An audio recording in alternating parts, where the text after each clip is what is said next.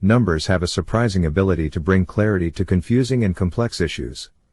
They cut through spin, political manipulation and the fog of a worried population to reveal truth.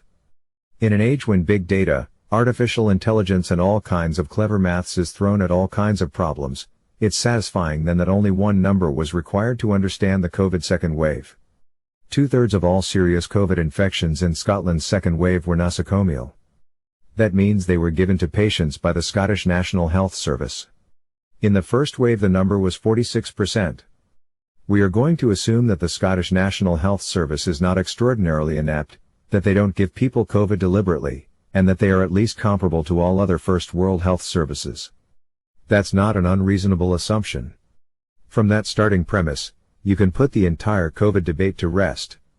That one number answers so much. Lockdowns and public distancing? Irrelevant. Over 200,000 Scots tested positive for COVID. In a population of 5 million, that's 1 in 25 officially tested positive. Yet, it was not the general population that produced the infections that caused the serious cases. That was the health service.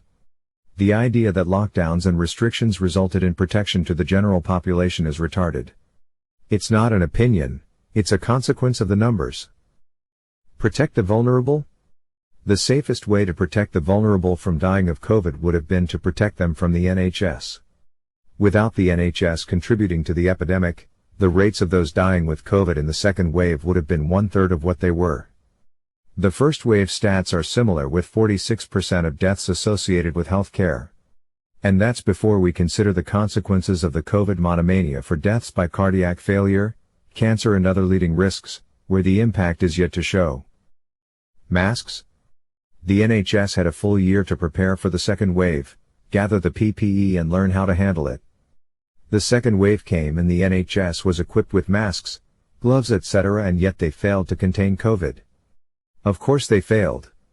The same health service could not contain MRSA, P. mirabilis, or S. difficile. And yet bacteria are easier to contain.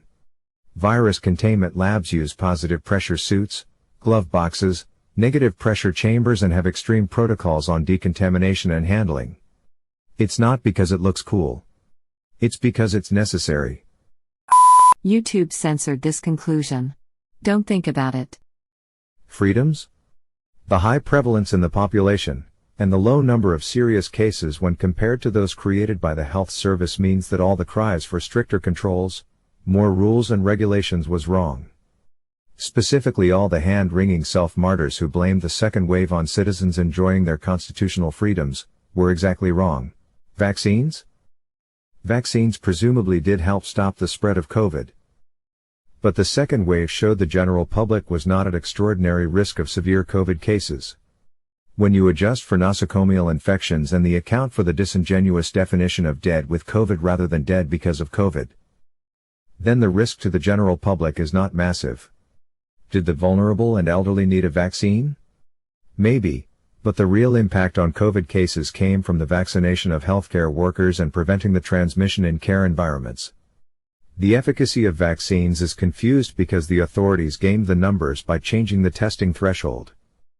The reporting CT threshold for COVID was reduced after the release of the vaccine, ensuring that even if actual cases had remained exactly the same, the reported numbers would have fallen dramatically. This is the exact reverse of the same trick that was used to increase the count from September. Consequences? What is clear is that at no point has there been clear evidence of the effectiveness of masks, lockdowns or other restrictions. Sweden, Belarus, South Dakota and various other ad hoc comparisons all show no marked beneficial effect. The devastating impact of the COVID monomania on health, economic prosperity and freedom is abundantly evidenced. The COVID epidemic highlighted the complete lack of understanding of risk, epidemiology, testing protocols, life expectancy and quality of life. That ignorance resulted in crushed liberties and the rise of oppressive governments across the world. Governments are held to the standard that we ourselves can enforce. It is up to us to do better if we want better outcomes. Those who would give up essential liberty to purchase a little temporary safety deserve neither liberty nor safety. That's Benjamin Franklin. who knew a thing or two about liberty and the cost of freedom. But personally I prefer a different Franklin quote. A little sturdiness when superiors are much in the wrong, sometimes occasions consideration. And there is truth in the old saying, that if you make yourself a sheep, the wolves will eat you. Use the lessons of history. All of the mistakes made in the COVID pandemic response were the same as the mistakes made in response to crises before. Disinformation, fear and ignorance are all solvable. You have to think for yourself. Do the math. And better yourself with every opportunity. Unless we learn, there will be more foolishness like this in the future. Be kind to each other. FTS.